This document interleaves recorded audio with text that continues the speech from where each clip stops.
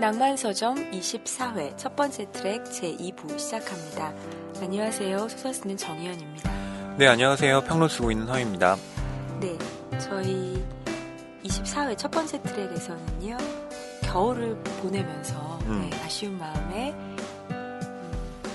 겨울이 들어있는 네. 겨울을 모티브로 한 소설들 같이 이야기 나누고 있습니다. 예. 그래서 지난 주에 방송된 1부에서는요. 설국, 네. 가바타 하스나리의 대표작이죠. 설국을 테마 도서로 이야기했고요. 2부에서는 새로운 책으로 찾아왔습니다. 예. 요즘 그 겨울이 원래 1월이 더 춥다고 하던데 12월보다 상대적으로 1월이 별로 안 춥다고 뉴스에도 나오고 하더라고요. 근데 뉴스에서는 그렇게 나오는데 실제 제가 체감하는 온도는 너무 추워가지고. 아, 저만 그렇게 느끼는 거 아니죠? 네. 네. 그래서 제가 무슨 어떤 지금 신체의 어떤 리듬이 깨졌나? 그런 생각이 들기도 하고요. 인삼을 꿀에 재워 드시는데 효과가 아직 미미한가 봐요. 네, 그게 좀 장복을 해야 되는데 네. 아직 뭐 먹기 시작한 지 얼마가 되지 않았고요. 또 그 양이 적습니다. 돈이 없어서 조금만 샀거든요. 그래서 이제 효과를 보려면 좀 제가 지금보다 소득이 좀 늘어서 인삼을 장기간 복용할 수 있는 그런 여건부터 마련해야 될 것 같습니다. 그러면 평론가님에게 뭔가 선물할 일이 있으면 일단 인삼 뿌리로. 예. 네. 이왕이 홍삼으로. 네, 알겠습니다. 인삼이 좋은 거 아닌가요? 아니요. 홍삼으로. 네, 홍삼 좋아합니다. 알겠습니다. 너무 써가지고. 인삼. 네.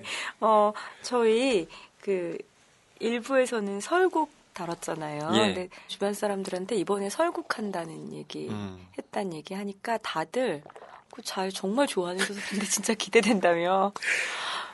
그래서 테스트를 해봤어요. 설국을 너무 좋아한대요. 그래서 설국 그래서 맨 끝에 어떻게 돼? 그랬더니 기억은 안 나라고 누구나 얘기하더라고요. 맞아요.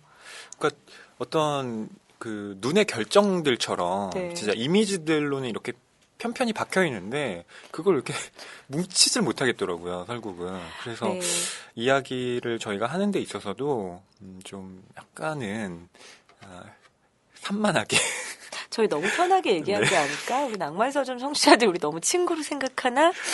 그렇지만 또 제가 다시 들어봤더니 또 그런 매력이 우리 나름대로 우리끼리 편하게 홍상수도 나오고 네.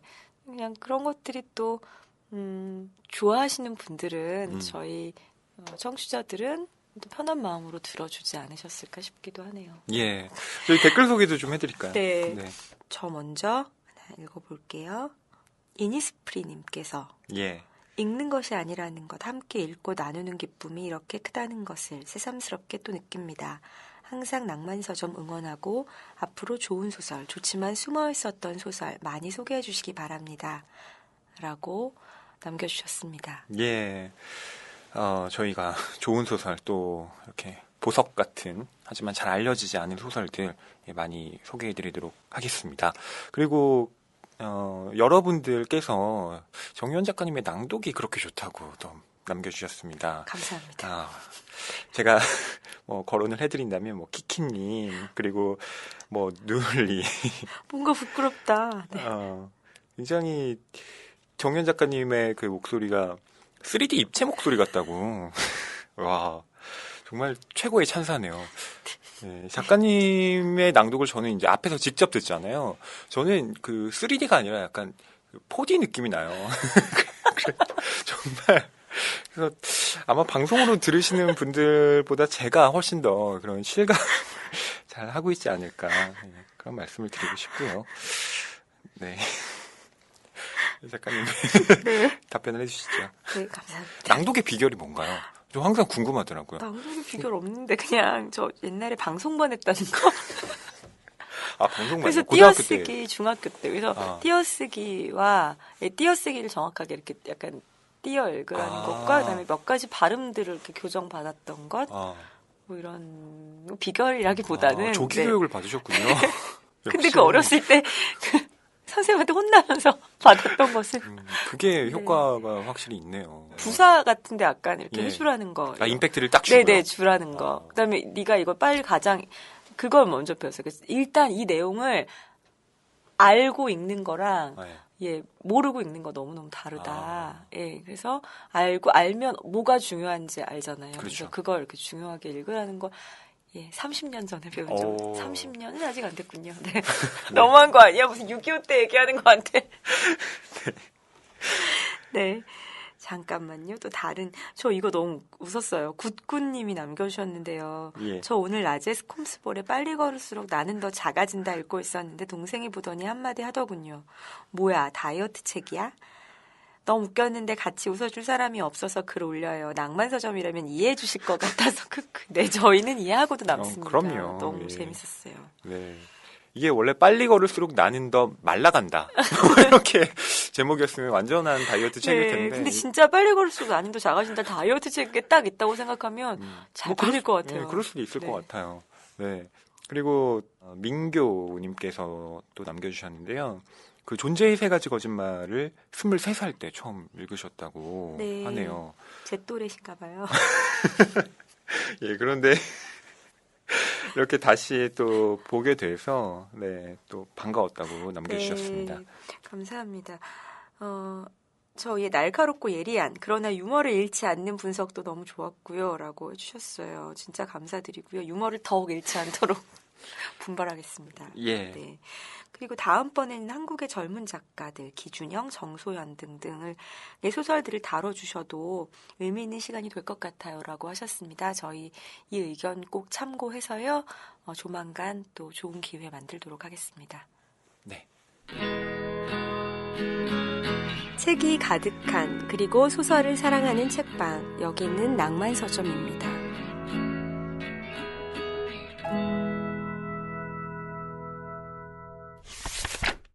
저희가 겨울에 관한 소설을 다루면서 오늘 두 번째 시간에 함께할 책은요. 따끈따끈한 신작입니다. 한국에 바로 이번 겨울에 출간된 소설이고요.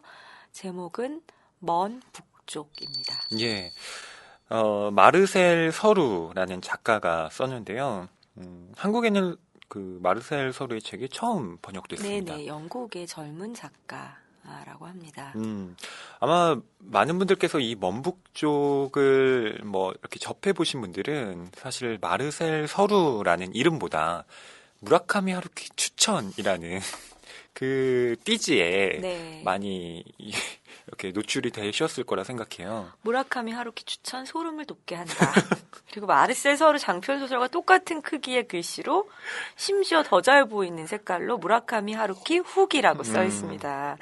이게 이 마르셀 서루의 아버지가 폴 서루라는 그런 여행가인가요? 여행 작가? 예, 소설가이기도 하고요. 네네. 예. 그런 분이라고 해요. 저는 잘 모르는 분인데 저희 평론가님은 또 그 뒷조사를 해오셨더라고요. 가족사까지. 네. 근데 이 폴 서루와 무라카미 하루키가 친분이 있대요. 그래서 이 폴 서루의 추천을 받아서 우리 아들 소설이니 넌 영어를 잘하잖아. 한번 읽어봐. 이래서 하루키 옹께서 이 먼북쪽을 이제 원전을 읽은 거죠. 그리고 손에서 놓을 수가 없어서 너무나 재미있어서 스스로 일어로 번역을 하기로 결심을 합니다. 그리고 일어로 번역을 하죠. 예, 그렇습니다. 물론 혼자 한 것은 아니고요. 일단 첫 번째 번역을 하루키가 한 것 같아요. 그리고 뒤에 감수자가 있었다고 하네요. 그렇지만 어쨌든 일본에서는 무라카미 하루키 번역으로 널리 알려졌다고 하고요. 우리나라의 이것이 바로 이 책이 또 다시 번역이 되어서 꼭 하루키 후광만은 아니겠지만, 여러 가지 이유로. 이 책이 그 띠지도 그렇고, 또 평론가님이 그런 후기도 보셨다면서요, 인터넷 리뷰에서. 이 책을 하루키의 신작이 나온 줄 알고 사셨다는. 그러나 원통했다는 분. 띠지만 보신 거죠. 저는 뭐 솔직히 말씀드린다면 한 일주일에 제가 한 번 정도 그 서점에 가요. 교보문고 그 광화문점에 가서 이렇게 뭐고 나왔나 이렇게 신간들을 쭉 훑어보거든요. 근데 이 멋진 자세. 네, 역시 교보문고 낭만서점 진행자다워요. 준비를 해야 되니까. 네. 세상에 큰 서점은 교보문고밖에 없어서. 영풍도 갑니다. 제가 근데. 진짜요? 사진 않죠? 사기도 합니다. 저 출판계 전체를 그렇죠. 네, 사실은 도모해야죠. 저도 A사에 다이어리 샀어요. 네. 저 그리고 이런 말씀드리면 뭐하지만 인터넷 서점의 모든 곳에 제 아이디가 등록돼 있고요. 다 골드 멤버입니다. 네. 어쨌든 오프라인에서는 교보문고를 이용하는데요. 급수습. 네.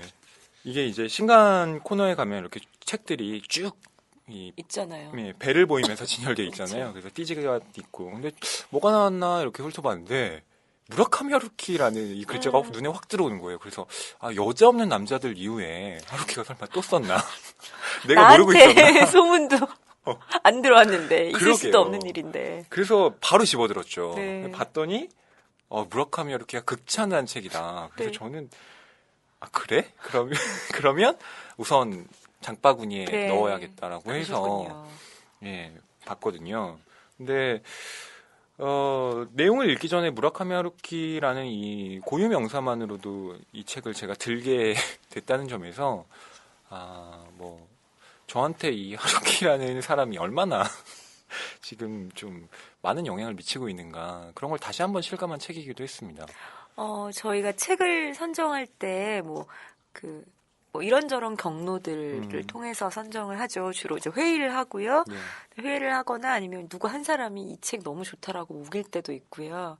그럼 나머지 사람들은 안 읽어봤고 누가 먼저 선정해주면 좋기 때문에 그거 하자고 네네. 그런 경우가 많은데요. 겨울에 대한 회의할 때는 평론가님이 평소보다 좀 높은 열정을 네, 강도로 이 먼북쪽을 추천하셨어요. 예. 네, 저는 개인적으로 이렇게 미래 소설 혹은 근미래 소설, SF 소설들은 좀 버거워하는 편이거든요. 잘 못 읽겠어요, 저는. 내용 파악이 안 돼요. 그러니까 뭐 가독성이 있고 없고를 떠나서 뭔가 이렇게 눈에 들어와야 읽을 텐데. 네. 저 그런 좀 약간 SF 소설 치예요. 근데 하도 뭐 이건 먼북 좀 꼭 해야 된다고 예, 제가 그렇게 하셔서 말씀드렸죠. 네. 저 그때부터 사실은 조금 짐작은 했었어요. 또 잠시 숨겨두었던 무라카미 하루키 빠로서의 본능을 다시 한번. 네. 네. 제가 뭐 어떻게 감히 청취자분들께 거짓말을 할 수는 없을 것 같고요. 이 책을 선정하게 된 파랄은 하루키 때문입니다. 그리고 이 책이 만약 실패했다면 그것도 파랄은 하루키 탓이라고 저는 말씀을 낭만서점 탓이 아닙니다, 여러분. 드리고 싶은데요. 이게 약간 출판사 측에서 마케팅을 또 그렇게 하기도 했고, 약간 너무하다는 생각도 드는 게. 너무한 것 같아요, 마케팅. 뭐냐면, 이게 원래 어떤 책에는 항상 작가의 말이 실려있기 마련입니다. 그게 거의 예외가 없어요. 그렇죠. 아니면은 이제 작가가 나는 싫지 않겠다라고 예외를 두어서, 안 실리는 경우는 있죠. 나는 네. 소설로 이미 말을 다 했으므로. 그런 경우들은 있어도. 네, 그렇습니다. 근데 이 책 한국어 번역본에는요, 이 마르셀 서루의 작가의 말이 없습니다. 대신 다른 게 있습니다. 이게 뭐냐면, 무라카미 하루키의 이 책을 읽고 난 후기입니다. 네. 아마 일본판 먼 북쪽에서 역자 후기처럼 붙어 있었던 게 아닐까 짐작이 되네요. 예. 네. 저는 마르셀 서루의 작가의 말을 무라카미 하루키 후기에서 네. 간략하게 봤습니다. 언급이 되어 있는데, 그래서 이왕이면 좀 책에 이 마르셀 서루 본인의 그 이야기를 들었으면 더 좋았을 텐데라는 아쉬움도 없지 않았습니다. 네, 분명히 실려 있다면서요. 예. 원래. 좀 실어주시면. 네, 그리고 이 감사하겠다는. 책을 읽고 나면 작가의 말이 참 궁금해지거든요. 이 책을 처음에는 뭐 무라카미 하루키라는 이름에 살짝 우리가 경도되어서 책을 시작했지만 이 책 마지막 순간에는 하루키의 잔상이 남는 것은 아니에요. 네. 그리고 이 작가 마르셀 서루라는 이름 몰랐던 작가가 참 궁금해져요. 이 작가는 어쩌자고 이런 소설을 쓸 생각을 했을까? 그 작가의 말을 꼭 들어보고 싶다라는 예. 그런 어떤 호기심에 가까운 그런 마음이 드는데요. 그런 점이 조금 아쉽긴 했습니다. 예. 그래서 뭐 이 책이 어떻게 뭐 쓰여지게 되었는가, 이거에 대해서는 좀 제가 따로 조사한 걸 말씀드리는 게 나을 것 같은데요. 오늘은 특별히 제가 SF 치인 관계로 줄거리 소개는 평론가님이 해주시겠습니다. 예. 전 사실 줄거리 파악이 아직도 안 되고 있습니다. 제가 말씀을 드리겠습니다. 이 소설은요, 시간적 배경이 미래입니다. 정확히 언젠지는 나와 있지 않은데, 그렇게 오래 걸리지는 않는 미래인 것 같아요. 예, 한 50년? 대략 30년 정도로 네. 파악을 해주시면 될 것 같습니다. 예, 지금의 어린 아이들이 중년이나 그 이상이 됐을 때 정도. 네.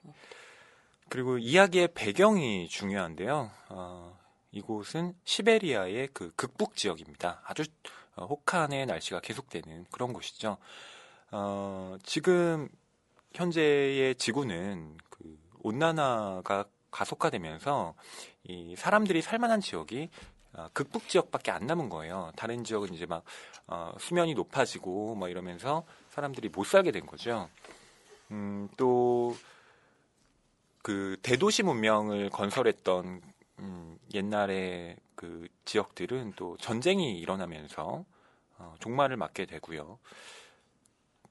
그런 상황에서 이 메이크 피스라는 이 여자는요, 이 극북 지역에서 혼자 외롭게 살아가는 여성입니다. 네. 이름은 메이크 피스예요. 네. 평화를 만드는 그렇습니다. 사람이라는 그런 뜻으로 아버지가 특별하게 지어준 이름이에요. 예. 이 메이크 피스는 매일 아침 그 권총 2자루를 딱 챙기고요. 에반젤린이라는 도시를 순찰하는데 이 메이크 피스가 순찰 중에 우연히 중국인 여자인 핑을 만나게 됩니다. 그런데 이 핑이 임신한 사실을 알게 되고 뭔가 새로운 희망을 찾을 것 같다라는 기대에 부풀게 되는데요. 문제는 이 핑이 이 아이와 함께 아이를 낳다가 죽는다는 데 있습니다. 그 이후에 이 메이크 피스는 삶에 대한 희망을 거의 놓아버리게 되고요. 어떻게 살아야 하나 자살을 또 결심하기도 하고 이러면서 방황하게 됩니다. 그리고 나서 이 메이크 피스가 택한 방식은요. 바로 고향인 이 에반젤린을 떠나서 여행을 떠나는 겁니다. 에반젤린에서 이 메이크 피스가 비행기를 관찰하게 되는데요. 이 비행기가 어디서 왔을까를 생각하게 되고 그 비행기가 날아온 곳에는 여기의 상황과는 다른 이상향이 있지 않을까? 그런 마음에서 여행을 하게 되는데요. 여행이라고 하시니까 제가 아는 여행과 이 메이크 피스의 그 여정이 지독하게도 달라서 그렇죠. 그러니까 여행이라고 네. 하기보다는 사실 모험이라고 해야 네, 어떤 길을 떠나는 건 분명합니다. 말씀을 드려야 될 것 같은데요. 사실 그 메이크 피스가 처음 길을 나서게 된 건 여행의 의미가 가까웠다고 생각해요. 네, 약간 이제 집을 떠나보서 어딘가로 가보겠다는 거죠. 그렇죠. 네. 근데 그 여행을 떠나는데 막상 이제 맞닥뜨리게 된 현실이 그것이 여행이 아니라 거의 생존을 네. 위한 몸부림처럼 바뀌게 되는 거죠. 네, 정말 별별 경험을 다 하게 됩니다. 그리고 이제 그 전에 어쨌든 뭐 그 혹한의 극북이지만 그리고 뭐 여러 가지 그 마을의 상황 다 안 좋지만 어쨌든 집에서 자기 터전에서 이렇게 생존에 필요한 최소한의 것들은 있는 상태에서 살았다면 이제 그런 것도 전혀 없는 진짜 혹한 속으로 뛰어들어가게 네. 돼버린 거죠. 그리고 세상이 정말 얼마나 더 혹독한 곳인지도 눈으로 보고 몸으로 직접 느끼게 됩니다. 예. 그 낯선 마을에 들어가서 그 사람들에게 나름 그 환대도 받고 또 메이크 피스 나름대로 친절도 베풀었지만 그 마을의 그 목사에게 배신을 당하면서 이 메이크 피스는 노예로 팔려가기도 합니다. 그래서 혹독한 그 노동을 겪으면서 그 수용소에서 생존을 모색하기도 하고요. 그러면서 이 메이크 피스를 둘러싼 그리고 메이크피스뿐만 아니라 이 세계에 살아남은 사람들이 어떻게 또 소각하게 그 생존을 이어나가고 있는가 하는 모습들이 적나라하게 펼쳐집니다. 네, 그 5년 동안 노예 생활을 예. 하죠. 근데 메이크피스가 중년의 여성이에요. 분명히 성이 여성인데 거기서 이제 같이 노예 생활을 하는 모든 사람들은 다 남자예요. 예. 네, 메이크피스는 이제 그 안에서 자기의 그 분명히 그 여성으로서의 성을 뭐 인식을 하면서도 또 그것보다 먼저 인상적이었던 게 자기가 인간이라는 것. 예. 네. 노예 생활 안에서는 여성이고 남성이고 없이 자기가 인간이라는 그런 인식이 먼저 이렇게 느껴졌다는 것. 그러면서 또 동시에 어떤 다른 노예와 예. 인간적인 교감과 또 그것을 인간적인 교감이라고만 또 할 수 없는 어떤 애정 같은 것 예. 이런 것들을 나누기도 하죠. 네. 그러니까 오히려 이 메이크피스가 이 인간에 대한 어떤 애정이라고 할까요? 신뢰 또 믿음을 가지게 된 건 어렸을 때 가족들과 함께 살았던 그 시기와 그리고 핑을 만났을 때 잠깐 그리고 그 수용소 네, 수용소 생활 내. 생활에서 모두에게 느낀 건 아니지만 네, 같은 노예들에게 예. 잠깐 느끼는 예, 그런 거고요. 정말 그 힘든 그 여정을 어떻게 해서 끝내고 결국 다시 예. 처음에 집 떠났던 그 자기의 집으로 예, 돌아옵니다. 여전히 그곳도 혹한이죠. 네. 네, 그곳에서 그러나 어쨌든 다시 살아갑니다. 그러면서 소설이 끝나요. 예. 그런데 이 마르셀 서루라는 작가는 어떻게 그 시베리아의 극북이라는 지역에서 혼자 사는 예. 중년 여성이라는 인물을 창조해냈을까? 저는 그게 계속 궁금하더라고요. 예, 그 마르셀 서루가요.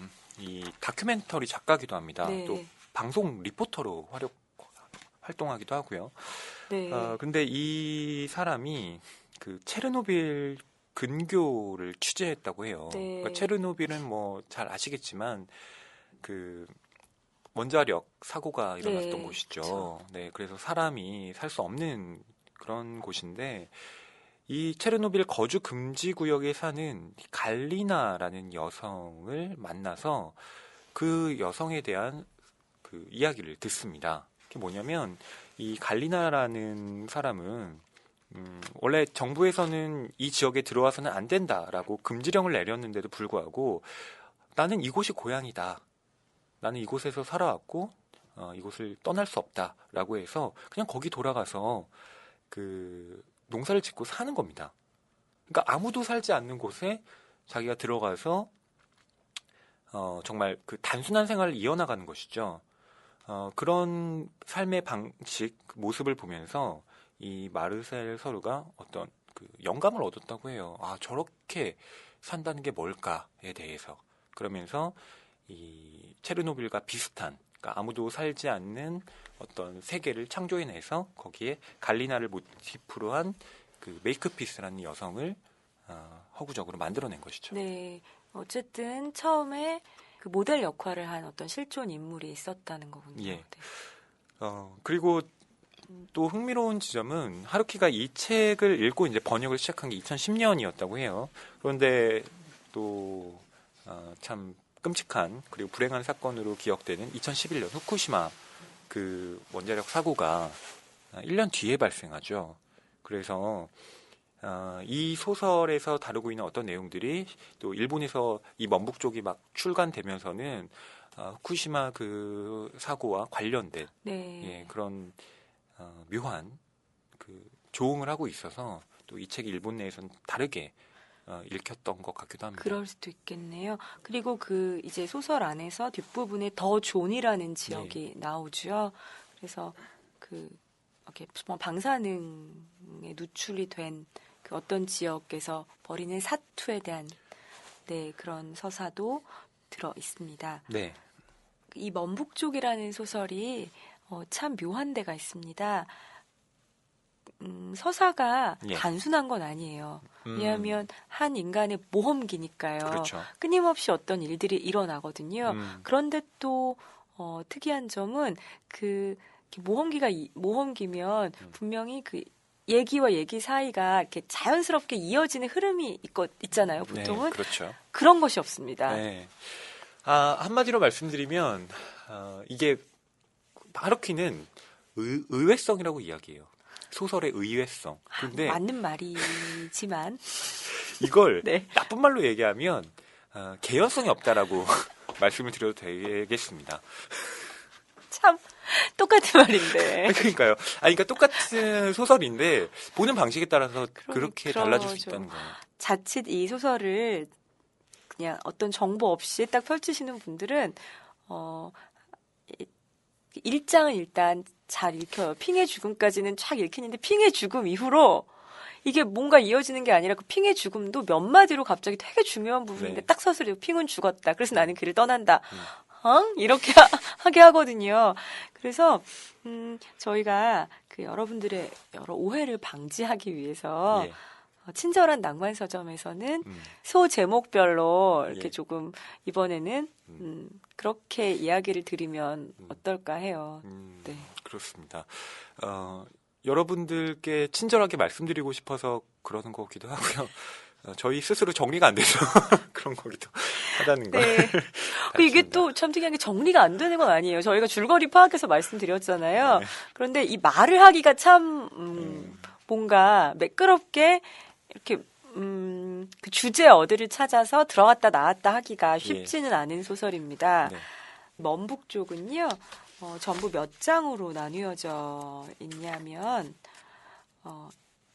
4부로 나뉘어져 있습니다. 1부는 여행의 시작, 2부는 인간의 도시, 3부는 폴린 66, 4부는 집으로 가는 길입니다. 부제들이 다 너무 훌륭해요. 예. 네. 저는 이 부 중에서 사실 가장 좀 좋았던 건 1부입니다. 저도요. 네.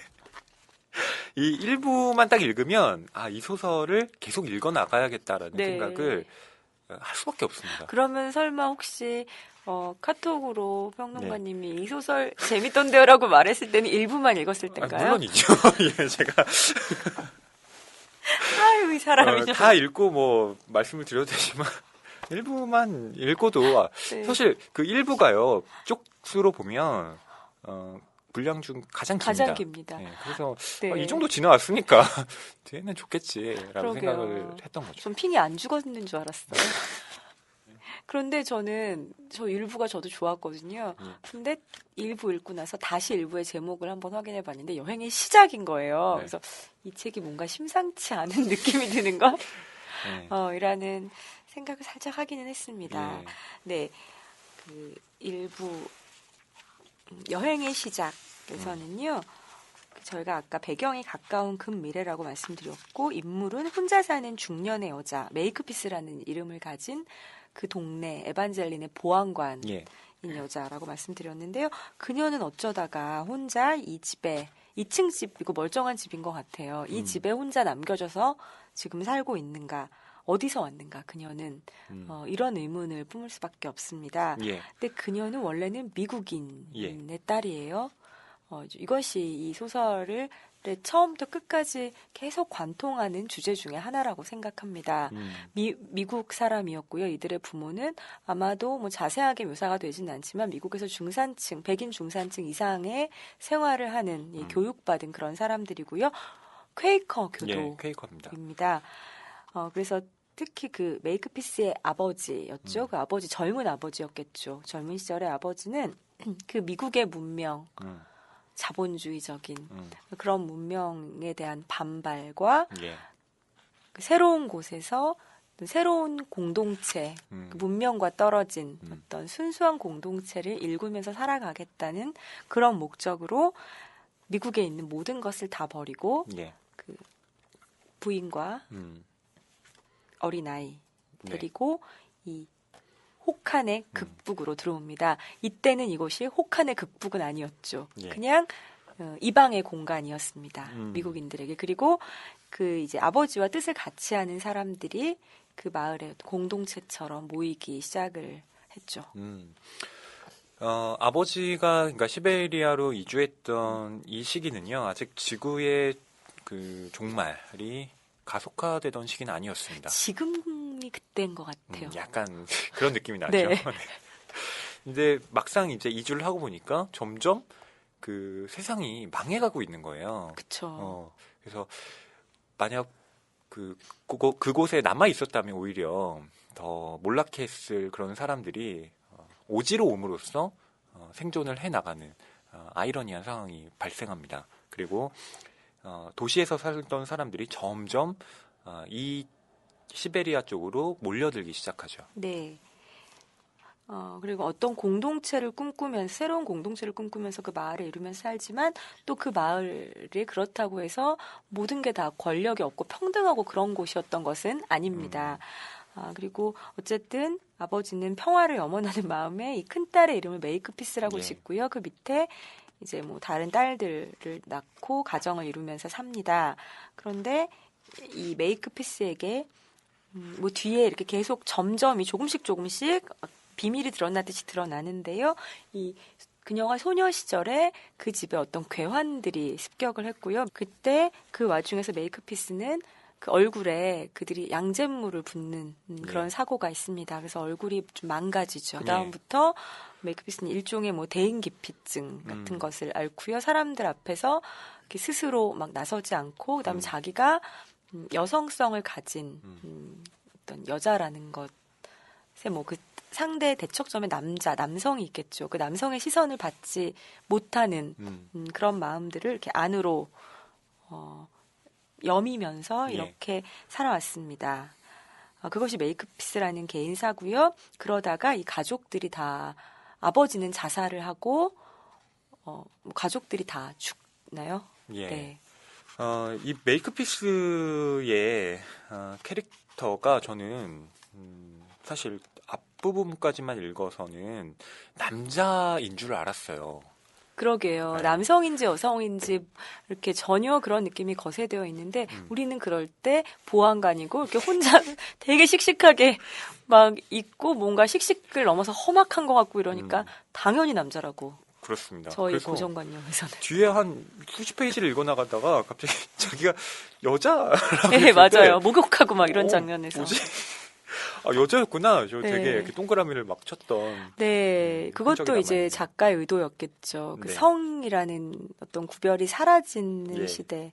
오히려 그 이제 문명이 다 그 사라져 버리고 다 붕괴되어 버리고 우리가 맨몸으로 생존해야 하는 그 이 시기에 그 성이라는 구별이 사라지는 그런 인물을 설정을 해서 거기에 놓았다는 게 또 의미가 깊어요. 예. 소설에는 이렇게 서술되어 있습니다. 예, 잠깐 읽어드릴게요. 살인을 하면 늘 이렇게 마음이 무겁다. 내가 여자이기 때문인지 성격이 원래부터 약해서인지는 모르겠다. 정말 너무너무 오랫동안 내 여성적인 면과 싸워야 했다. 지금은 물러터진 여성시대가 못 된다. 네. 이렇게 쓰고 있습니다. 1인칭 네, 그 네. 시점으로 서술이 되고 있기 때문에 이 메이크피스의 내면이 거의 그대로 다 드러납니다. 근데 저는 이제 메이크피스가 그 고난의 여정을 마치면서 이 처음에 이게 한 말이잖아요. 이 예. 처음에 한 말과는 또 조금 다른 방식의 자기 그 인식을 하게 되지 않았나 해요. 네. 그러니까 뒤로 갈까요? 여성시대가 못 된다고 했지만 결국 메이크피스를 살아남게 만든 건 그 여성성인 것 같다는 생각도 들어요. 네, 메이크피스가 그 살아남게 만든 게 그 외부의 힘이 아니라 본인 스스로 그 살아야겠다는 의지를 만든 동력이 뭐 여성성, 남성성 이렇게 나누는 것도 사실 이분법적이죠. 그런데 그 여성성적인 어떤 것, 네. 이 매는 그렇게 이의를 달기가 저는 그렇습니다. 네, 그러니까 여성성이라고 할 때 저는 생물학적으로 여자 남자를 상정해서 말씀드린 건 아니고요. 그러니까 어떤 남성성이라고 할 때는 기본적으로 공격적이고 정복적인 그리고 호전적인 그렇죠. 성향들을 보통 이제 남성성의 어떤 측면으로 규정을 한다면 보통 이런 돌봄. 무법천지에서는 네. 남성성이 당연히 생존에 유리할 거라고 생각하잖아요. 그런데 실제 나중에 이 메이크피스가 수용소에서 생활을 할 때도 보면 어떤 아기자기한 물건들을 만들어서 막 사람들한테 나눠줄 때 사람들이 되게 막 메이크피스를 좋아하고 또 메이크피스의 어떤 세심한 마음들이 이렇게 타인에 보여지는 대한 배려, 예. 뭐 아주 배려가 많은 사람은 아니지만, 그러니까 내 생존보다 가끔은 다른 사람의 마음을 네. 조금 헤아리는 것. 그렇습니다. 네. 뭐 이를테면 퉁구스 퉁구스 부족이라고 이 마을의 원주민들이 있는데요. 그 아이를 이제 뭐 죽일 것이냐 말 것이냐를 놓고 이 메이크피스의 집단이 서로 이렇게 막 왈가왈부할 때도 메이크피스는 그 아이를 어떻게든 살리려고 하죠. 네. 그리고 그 선택이 결국 나중에 메이크피스가 위기에 처했을 때 자기를 살리는 방식으로 네. 나타납니다.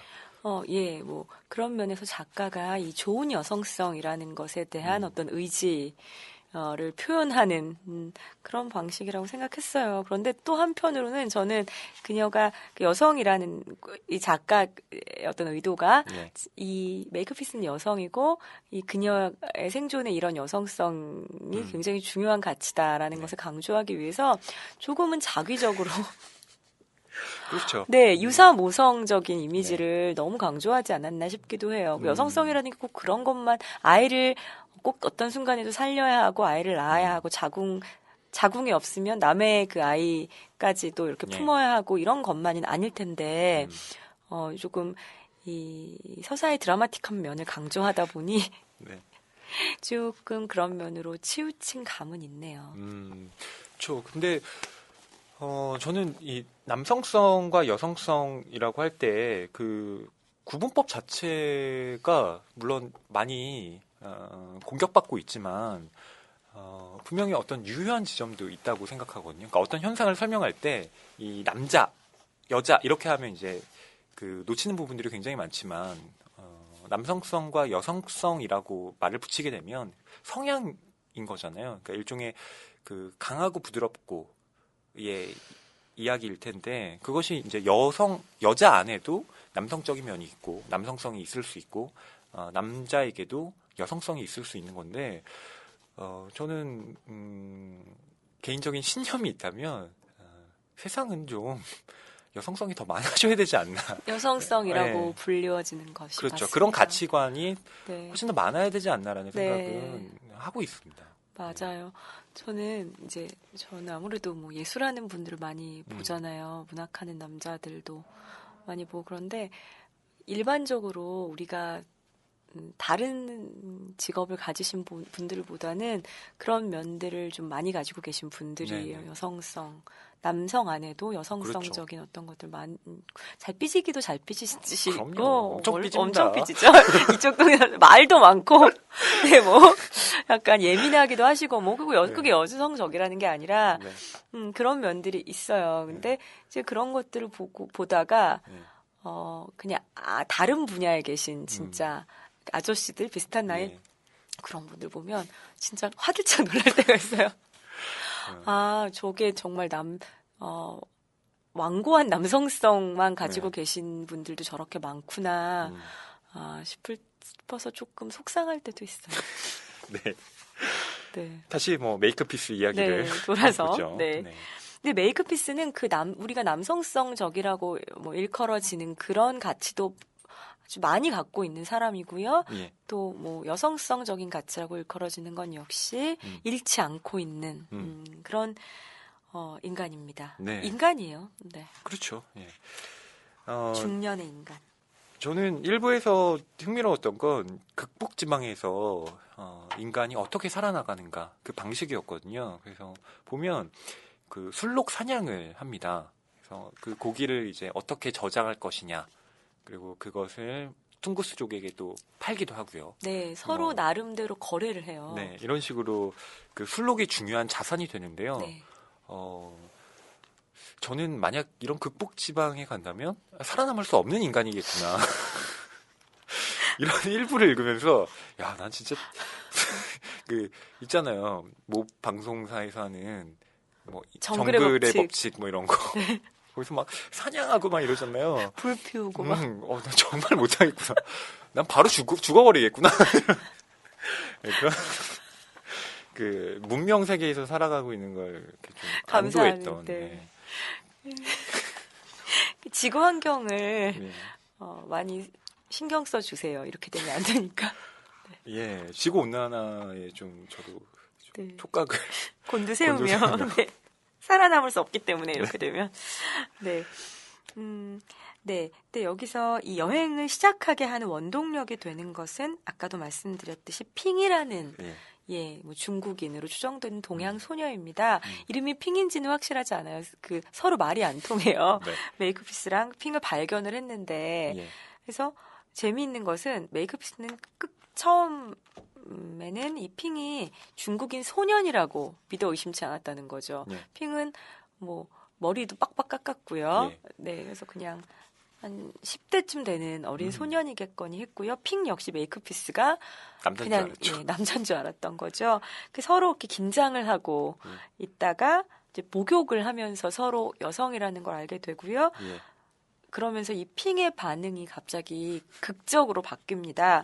핑이 자기가 메이크피스가 여성이었고 이 무서운 아저씨라고 생각했었던, 무서운 아저씨가 나를 돌봐주고 있구나라고 생각했던 게 사실은 아줌마라는 걸 알았을 때 핑은 갑자기 자기의 모든 것을 놓아버리고 메이크피스를 끌어안으면서 웁니다. 저는 이 느낌이 여자들끼리 이런 순간이 있거든요. 이럴 때 그 느낌을 너무 알 것 같아서 이 부분에서 눈물이 났어요. 이 부분을 한번 읽어볼게요. 떠나 있는 동안 겨울이 더 깊어졌기에 우물이 꽁꽁 얼었다. 핑은 방법을 몰라 근근히 버티고 있었다. 물이 부족하다니 나로서는 용납할 수 없는 일이었다. 아직은 낮에 빛이 조금 남아있었다. 그래서 얼음톱을 챙긴 다음 핑을 카트에 태우고 호수로 나가 2시간 동안 얼음을 잘라 썰매에 가득 실었다. 누런 빛의 석양에 얼음이 반짝거렸는데 그 모습이 설탕을 잔뜩 바른 사탕이나 터키 과자처럼 보였다. 우리는 얼음을 싣고 돌아와 마당에 쌓아두었다. 나는 욕실 난로에 불을 붙였다. 아버지가 삼나무로 지은 욕실이라 혹한에도 향이 좋았다. 물론 날씨가 더워지면 나무 향에 코가 찢어질 정도다. 구리 주전자를 난로 위에 놓고 물을 조금 끓여 얼음에 붓자 얼음덩이가 휙 소리를 내며 깨지기 시작했다. 김이 날 정도로 더워지기까지는 상당한 시간이 걸렸다. 이윽고 해가 지고 별들이 바늘처럼 남색 밤하늘을 찔러댔다. 김이 모락모락 혹한의 대기를 기어오르다 하늘을 가로질러 빨랫줄처럼 번져갔다. 나는 문 바깥 고리에 옷가지를 건 뒤 삐걱거리는 문을 열고 들어가 한증막을 마주보았다.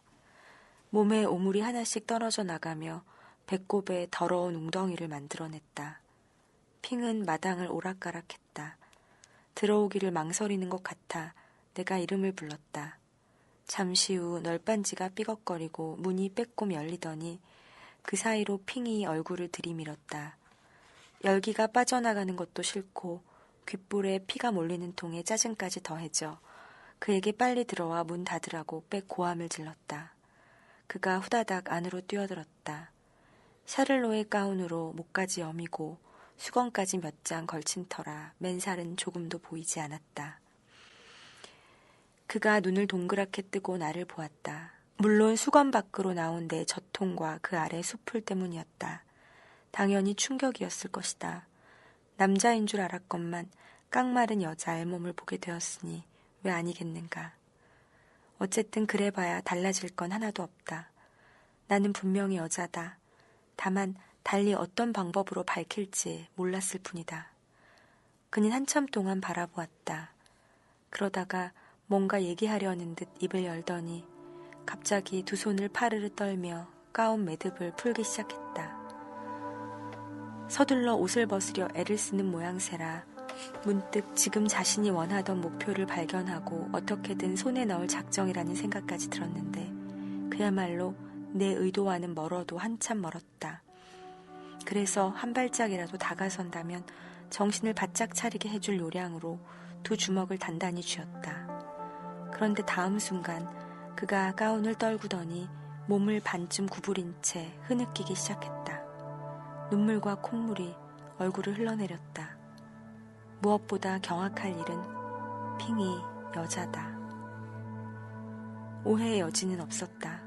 꽉 조인 엉덩이, 동양인 특유의 작은 가슴, 칠흑처럼 짙은 털럭. 아니, 그게 전부가 아니다. 볼록한 배를 보니 아무래도 임신 3, 4개월은 됨직했다. 나는 두 손을 풀었다. 핑이 두 팔로 나를 끌어안고 민 대머리를 뺨에 대더니 육신이라도 빼앗긴 영혼처럼 울부짖기 시작했다. 네, 이렇게 여성과 여성, 그러니까 동성의 안도감 같은 것이 작가님께서 방금 읽어주신 부분에 나타나는데요. 아무래도 이성이다 보면 서로 경계하는 지점들이 생길 수밖에 없잖아요. 네, 한 공간 그렇죠. 안에. 메이크피스도 자기가 여성임을 드러냈는데 아직 핑은 소년인 줄 알았단 말이죠. 그래서 핑이 갑자기 막 눈빛이 달라지니까 혹시 나를 덮치려나 막 이런 그렇죠. 마음이 잠깐 들었었죠. 네. 이 메이크피스와 핑의 첫 만남도 어떻게 보면 굉장히 극적이에요. 핑의 입장에서는 메이크피스가 좀 증오스러울 수도 있을 법한 그런 네. 첫 만남이었는데요. 메이크피스가 핑을 총으로 쏩니다. 네. 그게 그러니까 첫 만남의 어떤 충격적인 사건인데요. 근데 이 동네에서는 그 총으로 살짝 쏜 정도는 그런가요? 그런 것 같아요. 이 세계에서는 네. 죽이지도 않고 돌봐줬는걸요. 그 핑이 이제 그 마을에서 어떤 책을 짊어지고 나오는데 그걸 핑은 이제 땔감으로 쓰려고 했던 거죠. 근데 그걸 보고 이 메이크피스가 감히 책을 그렇게 하다니라고 하면서 이제 말도 안 통하고 해서 총으로 쐈는데 어깨에 맞은 거죠. 네. 네. 여기서 잠깐 말씀드릴 것은 메이크피스는 이렇게 세상에서 이제 책은 아무 쓸모가 없거든요. 땔감으로나 유용한 그런 책인데요. 그 세상에 사라져 가는 책들을 발견하면 다 가지고 와서 집에 모아두는 네. 그런 사람입니다. 예. 이렇게 인류 최후의 문화유산처럼. 네. 책의 보안관이에요. 오. 네. 그리고 이 핑이 아까 제가 읽은 부분에도 나오는데요. 임신을 한 소녀였던 거예요, 사실은. 근데 누구의 아이인지는 별로 메이크피스는 아주 궁금해하진 않습니다. 왜냐하면 이 소녀가 여기까지 이렇게 생존해서 온 동안 뭐 무슨 일을 겪었겠어요. 근데 어쨌든 살아남아 있다는 것. 근데 그 아이의 뭐 아버지가 누군지 이런 건 이미 중요하지 않은 거죠. 예. 그리고 핑이 뱃속에 아이를 가진 어떤 소녀라는 걸 알게 되는 순간, 네, 이 메이크피스에게 이 핑과 그 핑의 뱃속의 아이는 새로운 이름을 띠게 됩니다. 예. 그래서 이 소설에는 이렇게 쓰여 있는데요. 그날 아침 새로운 생명을 품은 덕인지 세상이 다소 달라 보였다. 네, 이렇게 네. 하면서 예전의 핑과 핑이 여자이고 임신을 했다는 사실을 알게 된 이후에 세계는 달라지는 거죠. 네, 이 메이크피스 같이 냉혈한 이잖아요. 사실은 뭐 속마음이야 따뜻하고 이런 부분이 있지만 예. 생존하기 위해서 이렇게 냉정하고 씩씩하고 스스로 혹독하게 살아야 하는 메이크피스 같은 사람이 세상이 다소 달라 보였다고. 다소라는 부사를 사용할 때는 엄청난 차이가 그럼요. 있다는 뜻으로 읽히네요. 저 같은 사람이 엄청 뭐 어마무시 굉장히 이렇게 하면 네. 사실 그거 그냥 수사거든요. 크게 달라지지 않았다는 건데. 근데 메이크피스의 다소는 네. 그게 정말로 엄청난 변화인 네. 거죠. 네. 그런데 이렇게 애지중지 보살피게 된 핑이 핑과 그 뱃속의 아이가 이렇게 제대로 태어나지 못하고 예. 죽어버립니다. 예. 저는 이 부분이 무라카미 하루키가 말한 의외성이라는 생각도 드는데요. 네. 앞에서 핑이 나왔고 이렇게 임신도 했고 하니까 메이크 피스가 앞으로 겪게 될 일은 이 핑을 중심으로 해서 이 태어난 아이를 어떻게 이제 지켜낼 것인가 네. 이런 사투가 그려지겠거니 생각했는데 굉장히 그 별것 아닌 투로 그 짧은 문장으로 핑의 죽음이 쓰여져 있습니다. 네. 오히려 그걸 보는 제가 더 충격을 받았어요. 그러니까요. 너무나 좀 갑작스럽다면 갑작스럽게 예. 몇 마디의 문장으로 음. 정리해버립니다. 네. 네. 하지만 몇 마디의 문장이라고 해서 메이크피스가 겪은 마음의 그 상처까지 가벼운 건 아니겠죠. 그래서 네. 메이크피스가 이 자살까지 또 결심하게 되죠. 네. 진짜 메이크피스는 굉장히 큰 충격을 받은 것 같습니다. 이렇게 피폐하게 살아온 삶에서 처음으로 어떤 따뜻한 온기, 그리고 미래에 대한 작은 희망 아닌 희망 같은 것들을 예. 품었는데 그게 박살이 난 순간이니까요. 네, 그렇습니다. 예, 그 핑을 만나기 전까지 이 메이크피스는 이 어둠 속에서 오직 자기 몸을 생존하기 위해서 그렇게 혹독하게 살았어요. 근데 네.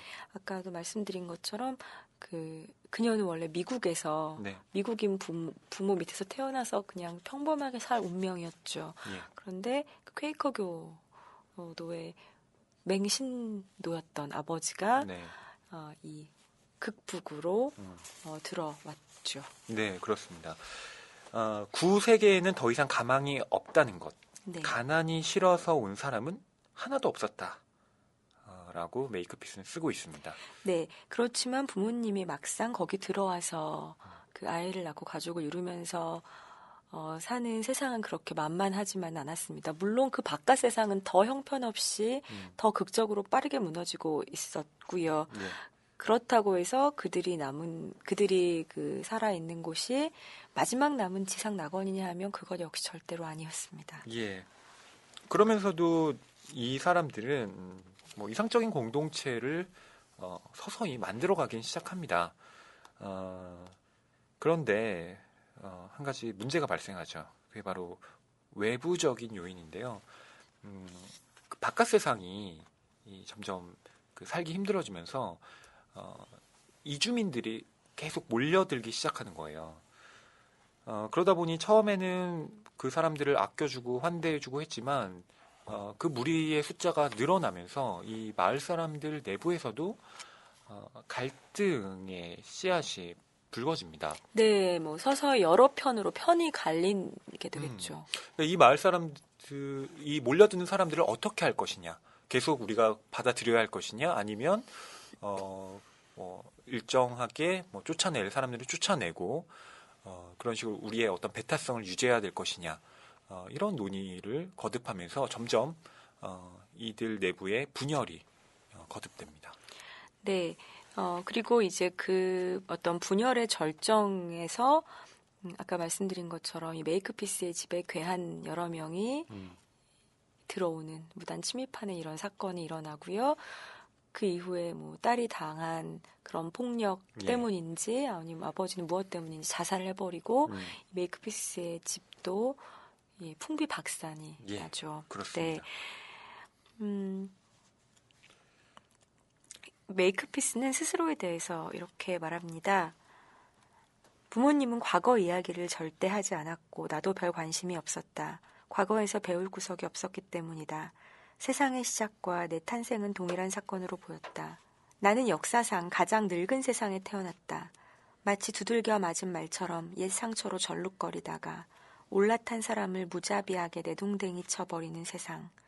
게다가 부모님은 소박한 장식과 성서의 맑고 솔직 담백한 말씀을 사랑한다고 주장했지만 뒤로는 기억의 돌과 비행기와 유리로 만든 세상을 감추고서 알려주려 하지 않았다.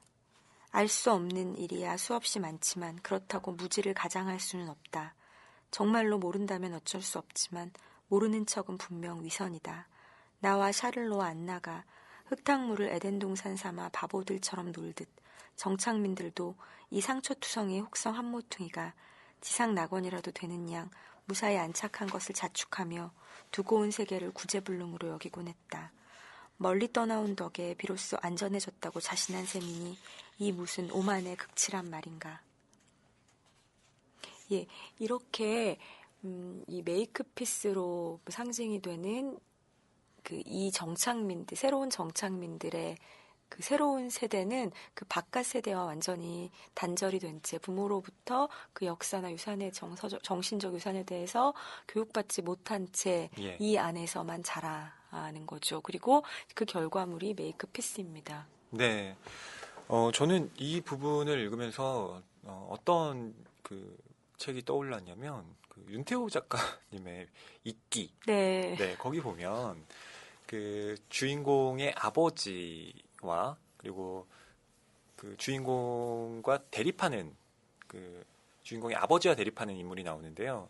그러니까 어떤 범죄자들을 한 마을 안에 이렇게 다 모아놓고 어떤 계속 이상적인 공동체를 건설해 나가려는 주인공의 아버지가 있었고 네, 맞아요. 그럴 수 없다 라고 또 반대의 어떤 다른 세력을 구축하는 이 촌장이 있었죠. 그래서 저는 이 부분을 보면서 마치 그 이끼에 그 두 사람의 대립 구도가 지금 이 퀘이커 교도의 마을 안에서도 똑같이 지금 벌어지고 있었던 것이 아닌가. 그리고 그 메이크피스가 말하자면 그 아버지를 어떻게든 이해해 보려고 하는 그러면서도 이해하지 못했던 아버지를 기본적으로 미워하는 사랑하지만 그렇죠. 이해하지 못해요. 그리고 아버지를 미워하기도 해요. 아버지는 자신이 만든 이 퓨어하다고 믿는 세상 안에서 그것들만 보도록 자기 그 다음 세대들에게 강요했고요.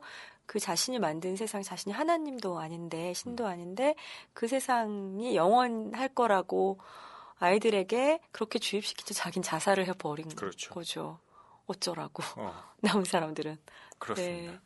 그래서 그렇게 겹쳐 읽기를 해도 좀 흥미로운 부분이라는 생각이 들었는데요. 네, 그 아버지를 비롯한 이 퀘이커 교도 이 초기의 대다수 정착민들은 이 아까 말씀하신 것처럼 피난민들이 계속 유입돼서 들어오잖아요. 이것들을 자기 신앙에 대한 시험으로 받아들였다고 해요. 이 부분도 흥미롭더라고요. 그러니까 이게 이제 이상과 현실이 어떻게 그 불협화음을 내느냐 또 명징하게 보여주는 장면인데요.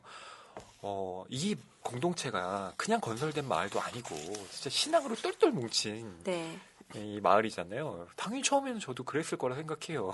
그들을 우리 신앙으로 받아들여서 우리 사랑의 힘으로 회개시키며 아니 기독교적인 사랑을 실천하는데 이 무조건적인 그 길 잃은 어린 양들이죠. 그걸 실천하는 것은 이 사람들에게 당연한 윤리였다고 저는 생각하거든요. 근데 그게 과도해지는 거예요. 점점. 그 안에서 약탈도 일어나기 시작하고 그러다 보니 어떻게든 이 공동체를 꾸려나가려면 일종의 배타성을 띨 수밖에 없는데 그렇게 되면 공동체의 이상과 멀어지게 되잖아요. 근데 아버지는 그걸 끝까지 지키고 싶었던 거죠. 그러게요. 그런데 그 인간 개개인들이 다 그렇게 아버지의 뜻에 따라주냐 하면 그게 아니고 막 살인 사건도 일어나고 화재 사건도 일어나고 그래서 오랫동안 친구로 지냈던 가족들이 피난민을 처리하는 문제로 서로 등을 돌렸다. 주민들은 교회를 멀리하고 대신 세력을 결집했다. 도시가 둘로 쪼개지고 만 것이다. 아버지는 도시 지도자였기에 모든 지침을 내려야 했다. 라고 합니다. 네, 아버지는 성서지상주의자로 사랑과 동정심으로 상황에 대처하기를 호소했다. 그러나 어떤 부인이 자기 자리에서 외쳤다. 우리한테는 5,000명을 먹일 오병이어의 마법이 없어요. 아버지는 여전히 부드러운 표정으로 오병이어가 아니라 인간의 본성이 마법이라고 반박했다. 선의의 행동이야말로 5,000배가 늘어나는 마법이 아니겠습니까? 각자 숨겨온 것을 손님들에게 아낌없이 내주되 아무것도 기대하지 맙시다. 그래선 안 됩니다. 라고 했죠. 네. 그게 참 이상적으로는 그리고 종교에서는 할 수 있는 말이고 전 해야 되는 말이라고 생각하는데요. 그게 현실에 접목됐을 때 굉장히 우스꽝스러워지는 현상도 발생해요. 그건 저희가 이제 이걸 받아들이는 사람이 스스로 종교인인지 아닌지에 따라서 네. 그리고 또 종교에 대해서 어떤 생각을 가지고 있는지에 따라서 그 뭐 해석은 그렇죠. 여러 갈래로 달라질 것 같습니다. 네, 그렇습니다. 근데 저희는 지금 굉장히 무신론자 입장에서 네. 냉소적으로 말씀드리네요. 네. 예.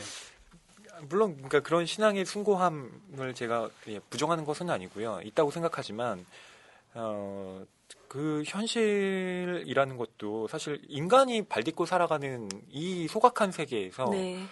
언제나 파열할 수밖에 없는 거잖아요. 예. 그래서 이 먼북쪽을 읽으면서 다시 한번 우리가 꿈꾸는 것과 우리가 사는 것은 네. 다를 수밖에 없구나. 그것을 좀 절감하기도 했습니다. 네. 아버지를 바라보는 메이크피스의 마음은 이렇습니다. 나도 아버지를 사랑했지만 생각은 달랐다. 난 성선설 따위는 결코 믿고 싶은 생각이 없었다. 이중인격자, 공공에 처한 자, 친절한 자, 어쩌면 누구나 다 똑같을 것이다. 하지만 아버지에게 인간은 모두 신의 자식이었다. 길 잃은 불쌍한 어린 양, 따라서 항상 사랑과 시행착오가 필요한 존재였다. 라고 하면서요, 극복을 향한 아버지의 맹신에서도 단순한 진실에 대한 집착을 볼 수 있다. 이렇게 메이크피스는 아버지를 객관적인 시선으로 조금은 비판적인 시선으로 그 내부에서 바라봅니다. 네. 저는 그럴 수밖에 없었던 게 그 희생자가 바로 자기 자신이기도 하잖아요. 그러니까 메이크피스가 양잿물 테러를 당하는데 그게 정확히 누군지는 일부에서는 밝혀지지 않습니다만 네. 추측해 보기에 아버지의 반대 세력. 반대 세력이라는 건 알 수 네. 있죠. 예, 그래서 아버지도 아마도 거기에 그 미안한 마음을 느껴서 자살한 것처럼 그렇게 서술이 되고요. 물론 뒤에 가면 뭐 반전 아닌 어떤 반전이 있다는 것이 밝혀집니다. 그렇다고 그냥 얼굴을 되돌릴 수 있는 것도 아니고 그녀가 살아온 그 시간들, 이 혹독한 세계를 되돌릴 수도 있는 것은 아니지만 저는 오히려 그 반전이 있음으로 해서 메이크피스가 아버지를 더 인간적으로 이해하게 됐다는 예. 그런 생각도 들더라고요. 네. 이렇게 그 인간과 신의 관계 그리고 인간의 신앙, 믿음 이런 것들에 대해서도 여러 갈래로 사유할 수 있게 하는 그런 소설이 분명합니다. 네, 2부는 인간의 도시라는 제목을 달고 있습니다. 예. 제목이 참 인간적인데. 근데 진짜 인간적이지만은 않아요. 그렇죠? 네, 우리가 인간적이라는 거를 참 그 사람 인간적이야라고 할 때 휴머니즘에 입각한 인간적인 거고 저는 그 말을 다시 한번 생각해 보게 되더라고요. 네. 인간적이라는 것은 좋은 말이잖아요. 그러니까 그렇죠. 인간의 선의를 기본적으로 기본에 깔고 있는 말이었던 거예요. 그렇습니다. 참 허인은 인간적인 평론가야라고 할 때 좋은 말 아닌가요? 좋은 말이죠. 네. 참 인간적이구나. 기계적이라는 말보다는 그렇죠. 낫죠. 그렇죠. 정의연은 참 비인간적인 인간이야 이러면 뭐야 막 이러잖아요. 그런데 여기서 쓰인 인간의 도시라는 말에서 인간은 그런 어떤 가치 판단이 사라진 네. 네, 그런 상태의 인간입니다. 인간은 뭐 다르게 얘기하면 짐승이기도 하죠. 예. 네. 그러니까 인간 류로 따지면 포유류잖아요. 네, 네. 정확하게. 그러니까 생물학적으로 보면 인간 역시 그 동물이고, 그래서 인간의 도시라고 할 때는 그 어떤 동물성들도 여기에 진짜 적나라하게 드러납니다. 네, 그런 것들을 보여주기 위해서 역설적으로 인간의 도시라는 제목을 붙였을 거라는 그런 짐작이 듭니다. 인간의 도시에서는요, 갑자기 노예 생활을 하게 된 우리 메이크피스의 긴 여정이 나옵니다. 예. 그리고 먼저 노예로 잡혀서요, 예. 기지라는 곳을 향해서 1500km를 그 노예 줄에 묶여서 걸어가는 그 여정으로부터 시작을 합니다. 예.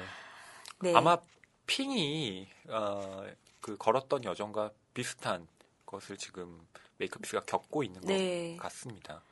핑도 도망친 노예였거든요. 네. 그 노예들은 간수들과 함께, 간수들은 말을 탔어요. 그리고 노예들은 끌려서 걸어갑니다. 그런데 누가 처음부터 간수였고 누가 처음부터 노예였는지는 나와 있지 않습니다. 네. 여기는 이렇게만 설명이 되죠. 정말 단순히 운에 의해서 어떤 네. 결정을 했는데 그 사람은 너는 간수 이렇게 됐고 너는 노예야 이렇게 된 거죠. 그렇습니다. 그래서 노예로 길을 갑니다. 다른 노예들과 함께 가는데요. 그런데 여기에 또 흥미로운 것은 우리가 노예라고 하면 어딘가 이렇게 뭐 폐잔병이든지 예. 누군가 정복자들에게 잡혀서 예. 타의에 의해 노예가 됐다고 당연히 믿잖아요. 그런데 이 노예의 대열에는 배고픔에 지쳐 스스로 노예가 된 사람들도 많습니다. 그들은 이 혹독한 북극 세계에서 자유인으로는 버틸 수가 없기 때문에 네. 스스로 노예가 된 사람들인데요. 노예는 최소한 먹기는 하거든요. 어느 정도 먹어요. 밀가루 포대를 가지고 다니면서 배가 고프지 않을 정도로 먹고요. 막 마음대로 갈 자유가 없을 뿐이지 어쨌든 옆 사람과 얘기도 하고 최소한의 인간으로서의 어떤 그런 것들은 하거든요. 네. 그러니까 노예가 되고 전 노예로 받아주세요 이러면서 거기 찾아간 사람들도 적지 않다고 나오고요. 그런데 시간이 지날수록 그들이 더욱 힘들어한다고 그렇게 서술이 됩니다. 예. 이 노예들이 하게 되는 건 농장에서 네. 일을 하는 건데요. 처음에는 자기들이 뭘 하는지도 모르고 긴 시간 동안 몇 달 동안 거길 걸어가죠. 기지라는 곳이 있다면서. 네. 근데 막상 딱 갔더니 어떤 농장이 있어요. 거기서 편자 받기, 소젖 짜기, 씨 뿌리고 거두기, 양배추 절이기, 그리고 겨울에 쓸 건초를 저장하는 일. 네, 좀 약간 원시적인 농경 네. 사회죠, 정말. 근데 그게 그런 것이 우리가 문명의 맛을 보지 않은 상황에서, 그렇다면 농사를 짓기 위해서는 그렇게 다 하니까, 네. 이렇게 사람은 사나 보다라고 했을 텐데요. 이들은 다 초고도의 문명이 뭔지를 다 아는 사람들이 대부분입니다. 그렇죠. 예, 예. 같은 노예의 동료였던 샴수딘이라는 인물들이 계속 중요하게 나오는데 그런 중년 남자인데요. 그는 그 전에 외과 의사였대요. 서영외과 의사였나 봐요. 그래서 여자들의 얼굴을 다 고쳐주는 사람이었다고 해요. 근데 그러다가 어떻게 하다가 세상이 다 세계가 멸망하면서 여기까지 흘러 들어와서 스스로 배고픔을 못 견뎌 노예가 되기를 자처한 사람이죠. 예. 네, 그런 사람이 느끼는 이 노예로서의 고통은 더 클 수밖에 없겠죠. 저는 이 원북 쪽을 전체적으로 읽어나가면서 들었던 생각은요. 법에 대한 생각이었는데요. 네. 지금 우리가 어떤 문학을 읽고 할 때 대부분 법의 비판적인 문학들이 굉장히 많아요. 그러니까 법이 어떻게 인간을 올가매고 있는가. 네. 네, 저도 동의하거든요. 기본적으로 법이 어떻게 우리의 행동을 제약하고 계속 여기에 끌려 있게 하는가. 뭐 카프카의 법 앞에서 같은 작품이 대표적이겠죠. 그런데 그것이 사라졌을 때, 그러니까 법이 아예 존재하지 않는 무법 상태가 됐을 때 인간은 어떤 상태에 처하게 되는가. 디스토피아 같은 이런 종류의 소설을 보게 되면 또 적나라하게 그렇게 드러나거든요. 네. 그러니까 우리가 그토록 법을 비판하는데 그 법망이 사라졌을 때 인간은 자연 상태에 놓이게 되고 그야말로 서로가 서로에게 늑대인 상태가 되는 거죠. 네. 그래서 이 법이라는 걸 정말 항상 비판적으로 사유해야겠지만 이것이 또 없어서는 안 되는 결정적인 것이구나. 네. 계속 이 소설을 보면서 하게 됩니다. 그러게 말이에요. 네. 인간의 문명사회라는 것에 대해서 우리가 늘 비판하고 이 문명사회가 만들어낸 그늘들에 대해서 이렇게 현미경되고 바라보는 것이 문학이죠. 현대 그렇죠. 문학인데요. 그런데 또 만약에 그렇지 않다면 이것이 전부 다 사라진 세상을 유토피아라고 말할 것인가, 디스토피아라고 말할 것인가, 그 혼란에 대해서, 혼란과 무질서라는 것을 어떤 눈으로 바라볼 것인가에 대한 고민들이 이 안에 담겨 있습니다. 예. 네. 뭐 그렇게 볼 때 이 마르셀 서루의 이런 이야기들이 아주 새로운 것만은 아니에요. 네. 뭐 대표적으로는 코엑 메카시의 로드 같은 작품을 비슷해요, 로드하고. 네. 떠올리실 수 있을 거예요. 로드하고 뭐 어떤 여정을 떠난다는 그거 말고는 사실은 또 디테일 하나하나를 보면 세부적인 면 하나하나를 그렇게 막 똑같거나 닮아있거나 이런 건 아닌데요. 이 두 소설을 지배하는 이 정서. 네. 참 뭐라 비슷하죠. 설명할 수 없이 네. 어떤 닮아있는 측면이 있습니다. 이- 무기력함. 누군가는 먼북 쪽에 대해서 이런 코멘트도 했더라고요. 네. 클린트 이스트우드 감독, 시고니 위버 주연. 어유, 그 딱 작품이라고. 와닿네요. 네. 무슨 말씀인지 여러분 네. 딱 시고니 아시겠죠? 위버. 시고니 네. 위버 그 에얼리언의 여전사 네. 그 우주 공간에서 머리 빡빡 미시고 네. 네. 딱 진짜, 그 느낌. 네. 저는 보고 무릎을 쳤습니다. 정확하다. 네. 네. 영화로 만들면 되게 좋을 것 같아요. 어떤 묵시록적인 분위기의 그런 멋진 영화가 나올 수도 있을 것 같아요. 로드가 나오겠죠. 네. 근데 또 헐리우드 영화로 만들면 네. 되게 재밌을 것 같기도 해요. 샴수딘과 네. 이 메이크피스의 그 관계를 막 뜨거운 불멸의 사랑으로 이렇게 하는 그런 로맨스. 그런 로맨스, 그쵸. SF 로맨스로 만드는 거죠. 샴수딘이 굉장히 미남자. 네. 메이크피스가 이 샴수딘을 구하기 위해 네, 막 뛰어들고 더 좋은 으로 뛰어들어가지고 네. 막 다 구하고 그러나 샴수딘은 메이크피스의 품 안에서 죽고 그렇죠. 네. 그의 아이를 가지고 이런 그런 거죠. 네. 네. 이 노예 생활이라는 거 정말 이 다른 사람들은 원해서 이제 들어온 사람도 있지만 메이크핏은 그렇지 않죠. 네. 자기는 다른 세상을 꿈꾸면서 갔는데 그럼요. 막상 잡힌 건 이 노예. 우리 메이크피스는 스스로 아무리 배가 고파도 노예가 될 사람은 아닙니다. 그럼요. 네. 그래서 탈출을 여러 번 기도합니다. 네, 노예 생활이 5년간이라고 나와요. 네.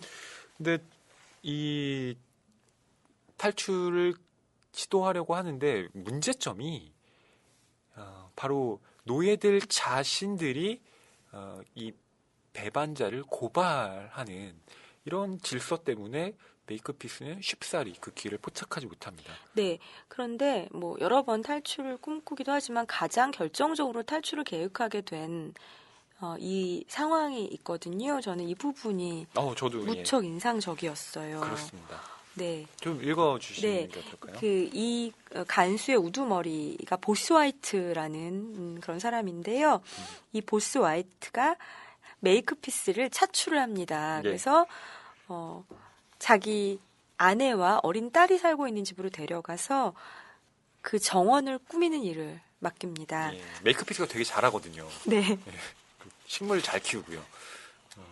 예, 그 부분 한번 읽어볼까요?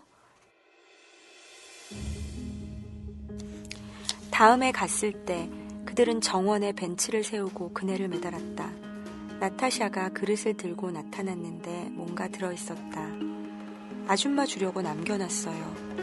복숭아 통조림, 모두 4조각이었다. 한 조각을 집어들자 육질이 벌거벗은 벌레처럼 꿈틀거렸다. 아이는 내가 먹는 모습을 지켜보았다. 다친 새를 집에 데려와 먹이고 보살피는 아이의 표정이 저럴 것이다. 복숭아는 석양만큼 황금빛에 꿀보다도 달았다. 고맙다.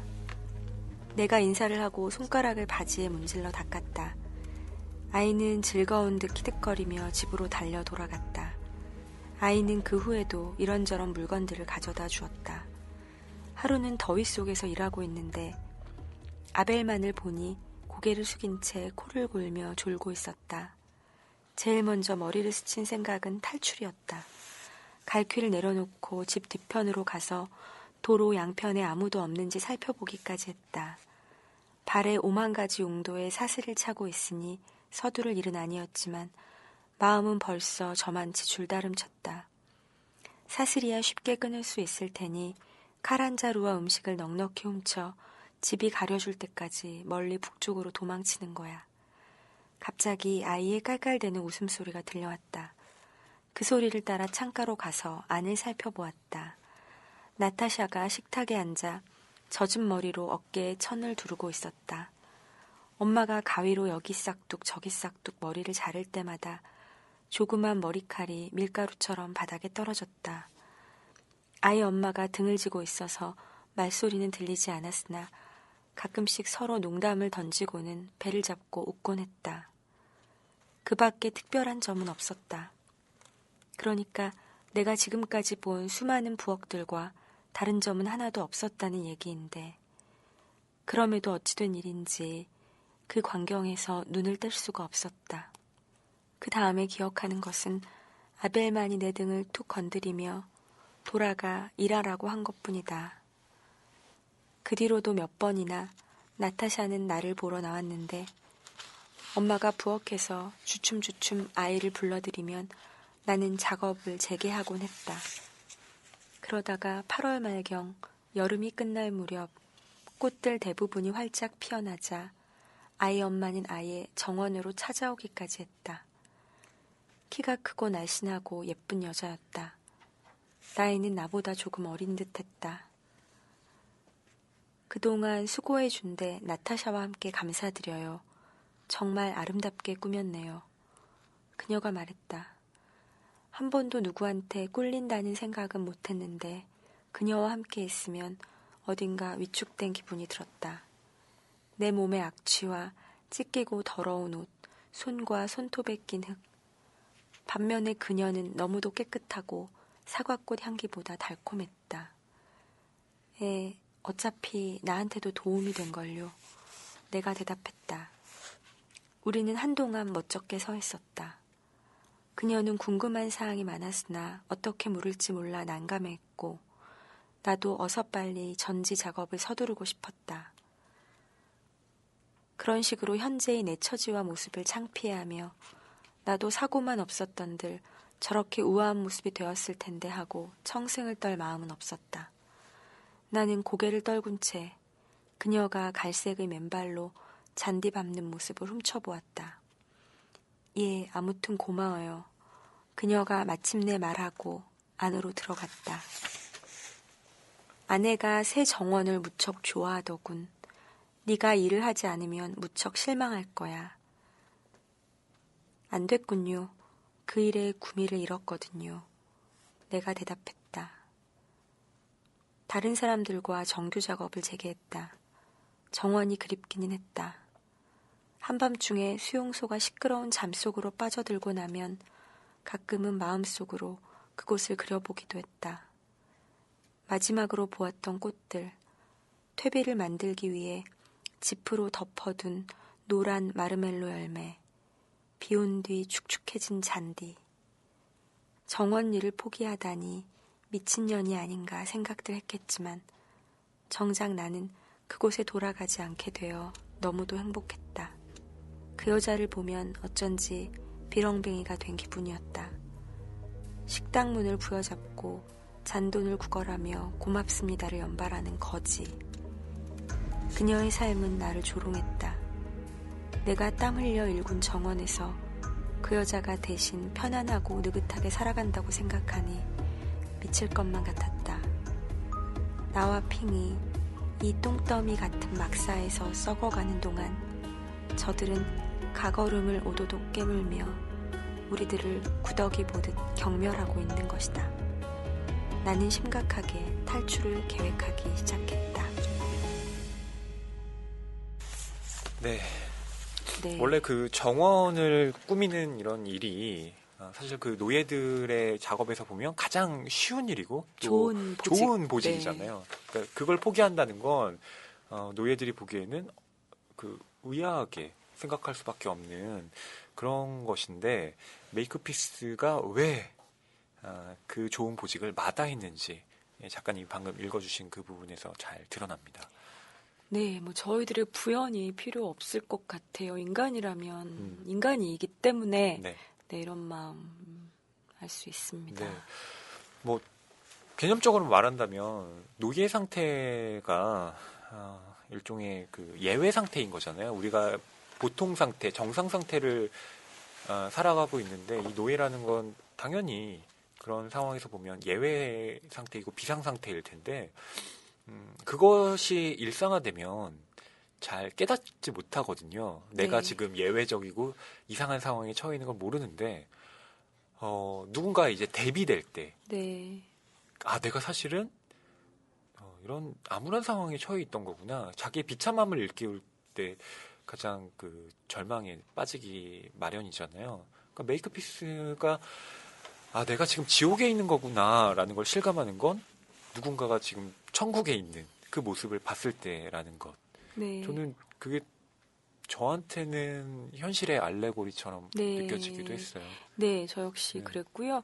그럼에도 이 메이크피스는 어떤 경우에는 이 노예됨을 선택할 수도 있잖아요. 그 최후의 인간성, 네. 내가 노예라는 자각을 그것보다 그 순간의 편안함, 예. 네, 그리고 여러 가지 뭐 도망갈 수도 있고 더 편안하게 있을 수도 있는 그것을 스스로 박차는 거죠. 예. 그래서 내가 지금 예외 상태임을 잊지 않고 스스로 그 마지막 노예됨을 경계하려는 마음, 그것에서 벗어나려는 그것을 저는 최후의 인간성이라고 네네. 생각했어요. 그렇죠. 이 메이크피스의 이 탈출 계획이 결국에 이제 어디에서 실행되느냐, 3부에서 네. 실행됩니다. 3부는 폴린 66이라는 제목입니다. 낯선 제목인데요. 여기 책에 나오죠. 네. 평론가님. 이 폴린 66의 별칭은 더 존인데요. 그 존, 예. 그 구역. 그 구역. 네. 이 더 존이요.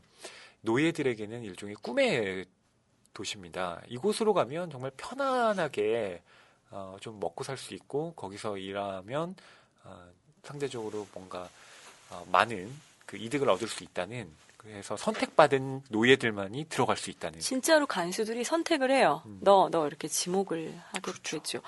그런데 맞아요. 요 폴린 66으로 가기 전에 이 메이크피스의 생활에 큰 변화가 네. 있습니다. 결정적인. 결정적이라고 말씀드리지만 별로 결정적인 것도 아니에요. 어쨌든 수용소에 있는데요. 아주 소수만 노예에서 간수로 네. 갑자기 입장이 바뀌거든요. 근데 신분 상승하는 거죠. 아무 이유도 없어요. 그냥 너 오늘부터 간수 이러면 간수가 되는 건데요. 메이크피스가 갑자기 좀 아프고 난 다음에 탈출 계획을 그들이 알았는지 네. 모르겠습니다만 노예에서 너 오늘 간수 이래서 갑자기 간수가 됩니다. 아마 이 노예의 우두머리죠. 그러니까 간수들의 우두머리인 보스화이트의 네. 그 어떤 입김이 작용했겠죠. 네. 정원 잘 갖고 줬으니까 우리 네. 와이프가 기뻐하니까 내가 특별히 너에게 이런 은혜를 베풀어 주마. 네, 이런 식의 어떤 입김이 네. 작용하지 않았을까 싶네요. 네. 그런데 이제 노예에서 간수가 되고 나니까 뭐 정말 역시 열악하지만 처음으로 자기 개인 공간도 생기고요. 그런데 곧 알량한 권력도 생기고요. 그런데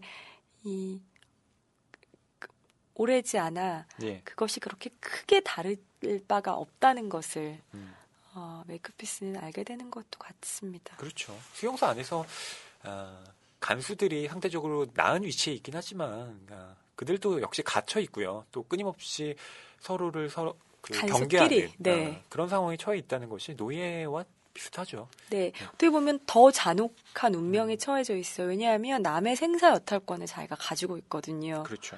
네, 노예일 때는 남한테 그게 있었죠. 그렇지만 자기 손에 피는 안 묻혀도 됐습니다. 예. 그런데 간수가 되고 나서는 필연적으로 그 더존이라는 좋은 곳이 있다면 2명을 선택해야 하고 자기 손으로 그것은 간절하게 그곳에 뽑혀서 가기를 바라는 다른 노예들을 네. 배제하는 게 돼버리니까요. 그렇습니다. 그래서 그 위치가 바뀌고 나서 메이크피스는 처음으로 그 사람들을 다른 눈으로 보게 됐다고 고백합니다. 네.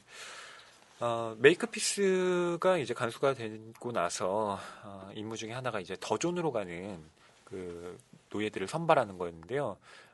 메이크피스는 나름대로 자기가 평소에 호감을 가졌던 아는 사람. 아는 사람들, 지인의 힘이 여기서 발휘되는. 참, 네. 이런 곳에서조차 그러니까 연줄. 인맥이 있어야 돼요. 그래서 메이크피스가 이 샴수딘을 뽑습니다. 샴수딘 평소에 네 예전에 그 노예로 끌려올 때부터 서로 그 가장 말도 많이 하고 예 많은 서로 눈길을 주고 받았던 그래서 네. 이것이 꼭 뭐 남녀간의 애정은 아니에요. 네, 그냥- 근데 서로 이제 서로를 궁금해하고 서로의 삶을 들려주었던 그런 사이죠. 네. 역시 이야기가 인간적인 온정을 만들어낸다는 그 진실을 다시 한번 여기서 실감하게 되는데요. 뭐 샴수딘도 뭐 기뻐하죠. 네. 예, 처음에. 근데 이 선발된 노예들이 특별 교육을 받는데요. 그것이 바로 이 더존이 폴린 66이라는 곳으로 들어간다는 사실을 이 뒤늦게 이 사람들이 알게 됩니다. 네. 그러니까 이들에게 부여된 임무는 그 공장 도시로 가서 노동을 하는 것이 아니라 실제로는 그 폴린 66이라는 폐쇄된 방사능으로 오염된 도시에 가서 거기에 있는 물건들을 가져오는 네. 그런 임무였던 그러니까 거예요. 체르노빌 같은 네. 그런 곳이죠. 사람이 살 수 없는 음, 이제 그런 곳에 가서 그곳에서 뭐 이미 방사능에 노출돼서 죽은 사람들, 뭐 혹은 소거된 사람들이 네. 남겨놓고 간 뭐 짐들이 있겠죠, 네. 재산들 그것들을 가지고 오는 이를테면 뭐 약탈이죠. 보석류라든가 네. 이런 것들을 다 갖고 오는 겁니다. 네, 도둑질. 그래서 노예들한테 이제 뭐 교육을 시킬 때는 우리가 너희들에게 그 방사능 수치계도 줄 거고 그리고 그 약도 줄 거니까 걱정하지 말고 다녀와라. 네, 라고 이야기를 합니다. 안전하다고 하지만 알고 봤더니 뻥이죠. 거짓말, 개뻥. 그렇죠. 네. 한마디로 얘기하면 그건데요. 이 영리한 샴수딘은 그 사실을 알아챕니다. 막상 그 수치계를 봤더니 이거 다 빈 아무것도 거고 없어. 네. 약도 뭐 이거 투명도 없는 거고 이런 방사능의 약이 어디 있겠어요. 장난감 시계 같은 거 하나 채워준 거예요. 네. 네.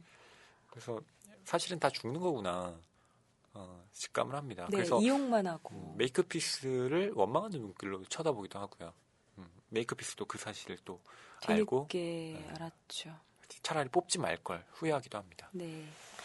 이렇게 그 폴린 66이라는 상징적인 공간으로 들어가는 이 같이 가는 메이크피스와 샴수딘의 운명. 이 소설의 절정 부분에 해당한다고 볼 수 있어요. 네. 뭐 이들이 어떤 이제 운명에 처하게 될지 저희가 더 이상 얘기를 하는 것이 여러분들의 그 흥미를 오히려 떨어뜨릴 수 있을 것 같아서 저희가 이 정도에서 네. 마무리를 하는 게 어떨까 네. 싶습니다. 뒷부분은 좀 저희가 얘기하는 것 자체가 스포일러가 될 수도 있기 때문에 네, 그렇지만 뭐 많은 좋은 문학들이 그렇듯이 이게 스포일러는 그렇게 중요하지 않습니다. 이 소설에서 네, 어디가 절정인지는 그렇게 명확하지 않아요. 여러분 절정이 분명한 소설은 좋은 소설 아닙니다. 네. 근데 소설 저희 작법 배울 때 네. 뭐 이런 뭐 소설에 대해서 배울 때 항상 머릿속에 들어있는 공식이 있잖아요. 네. 발단, 전개, 위기, 절정, 결말 네. 5단계를 거쳐야 된다. 뭐 작가 본인의 머릿속엔 그게 있을 수도 있지만 받아들이는 사람은 다를 수도 있고요. 그리고 발단, 전개, 위기, 절정이라는 것이 만약에 있다면 그것은 어떤 하나의 에피소드 안에도 다 있어야 해요. 그런데 그것이 얼마나 노골적으로 들어있는가, 덜 노골적으로 들어있는가가 핵심이겠죠. 예. 네. 얼마나 아는 사람만 알게 손에 땀을 쥐게 하는가. 누구나 그걸 알 수 있게, 누구나, 와, 총 맞았어. 와. 껴안고 울어. 네. 와, 네. 예, 알 것 같습니다. 작가님 네. 무슨 말씀을 하시는지. 그래서 꼭 그런 것에만 하지 않고 읽으셔도 또 흥미로운 독서가 될 거라고 생각합니다. 네. 3부의 제목이 폴린 66인데요. 4부의 제목을 말씀드리면 뭐 스포일러는 아니겠지만 대충 네. 짐작은 하실 수 있을 것 같습니다. 알려주세요. 4부의 제목이 집으로 가는 길입니다. 네, 뭐 집에 갔다는 얘기는 없어요. 어쨌든 여행은 시작이 되었고요. 1부에서 4부는 집으로 가는 긴 여정이 참 길어요. 또 집으로 돌아갑니다. 그래서 메이크피스는 어떻게 됐을까요? 메이크피스가 저는 마지막 인간 같다는 생각이 들거든요. 이 세계 마지막 남은 인간 같은 인간인데요. 예. 그녀라고 자꾸 지칭이 되진 않네요. 그 사람. 어떻게 되었을까? 그리고 그 사람이 모아두었던 그 집에 예. 책들 있잖아요. 그 책들의 운명은 지금 어떻게 되어 있을까? 이 소설의 뒷부분에서 확인하실 수 있습니다. 예. 결국 먼 북쪽은 혹한의 세계에서 살고 있던 메이크피스라는 사람이 보다 더 나은 이상향을 찾으러 먼 북쪽으로 떠났다가 세상을 절감하고 체감하고 다시 자신의 집으로 귀환하는 이야기이다라고 정리할 수 있을 것 같습니다. 네, 우리가 처음에 이제 하루키님의 이야기로 시작을 했는데요. 하루키님의 후기를 조금 읽어드리면 이렇게 말합니다. 나는 소설가로서 이 소설에서 우리가 무엇을 느끼고 무엇을 배워야 하는지 같은 이야기는 별로 하고 싶지 않다. 이 글은 어디까지나 픽션이며 잘 만든 터프한 이야기이다. 굳이 분류를 하자면 근미래 소설이 될 것이다. 만일 이 작품에 어떤 계시나 교훈이 포함되어 있다고 해도 그건 어디까지나 개인적인 것이며 부차적인 것에 머물러야 한다고 생각한다. 그럼에도 이 소설에 등장하는 몇 가지 현실적 묘사는 우리에게 은연중에 소름을 돋게 한다. 그리고 우리는 이 소설에서 묘사하는 사태가 그저 픽션의 장치가 아닌 외면할 수 없는 하나의 현실 혹은 현실에 딸린 것이자 현실을 조망하는 것임을 이미 알아버렸다. 우리가 이야기라는 장치를 헤쳐나가는 동안 발견하는 것은 통절할 정도의 공감이다. 구체적으로 말하자면 그곳에 떠오르는 것은 체르노빌과 후쿠시마 사이를 엮는 굵고 뜨겁게 맥박치는 비통한 이야기의 동맥이다. 라고 합니다. 우리가 살고 있는 세계가 종말의 세계가 아니다라고 염두를 하고 저도 그렇게는 생각하고 있습니다만 어느 순간 우리가 만약 그런 상황에 처하게 된다면이라는 가정을 안 하고 사는 삶이 저는 뭐랄까 그렇게 좋은 삶을 살게 할 것 같진 않아요. 네. 그러니까 그렇다고 해서 비관적으로 살아라라는 이야기가 아니고요.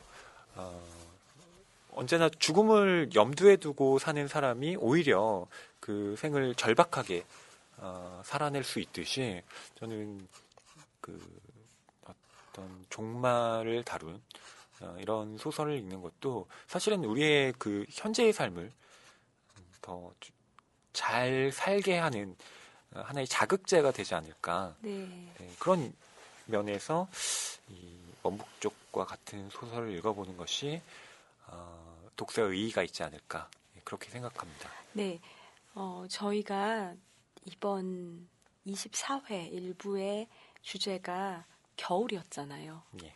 네, 근데 이 먼 북쪽은 분명 겨울 장면에서 시작합니다.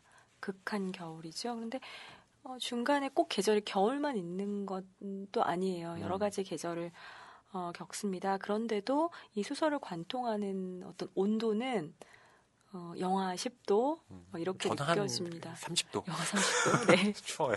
너무 극한 추위 속에 우리를 남겨놓는데요. 저는 그래서 저희가 이 겨울이라는 주제로 이 먼북쪽을 선택한 것이 잘 어울렸다는 그런 판단이 지금 마지막 순간에 다시 들어요. 그러니까 이 여기서 겨울이라는 것은 먼북쪽에서 하나의 거대한 은유겠죠. 예, 네. 그럼요. 우리가 봄, 여름, 가을, 겨울 아무 의미 없이 말하곤 하지만 겨울이 우리가 겨울이라고 말할 때는 이 계절로서의 겨울인데요. 이 겨울 우리는 항상 이 겨울 되면 따뜻한 오리털 파카, 거위털 파카 이런 거 입고요. 그다음에 난방을 하고 네. 우리의 몸을 추위로부터 피해주고 가려줄 어떤 그런 문명의 이기들, 문명의 도구들 속에서 이 겨울을 버텨 나가잖아요. 네. 그런데 그것들이 다 없다고 생각했을 때, 예, 정말 겨울이라는 그 자연 앞에서의 겨울일 때 그런 것들이 없다면 우리는 어떻게 살아갈 것인가 이런 생각을 해보기도 했고요. 예.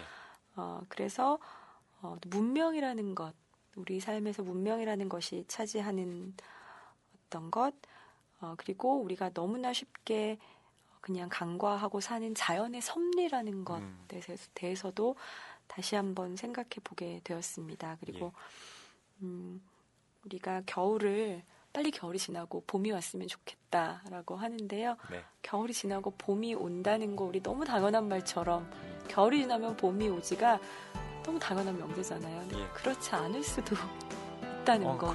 세상은 그렇죠. 그런 것들도 잊지 않고 살겠습니다. 저희 24회 첫 번째 트랙 1부, 2부 여기까지고요.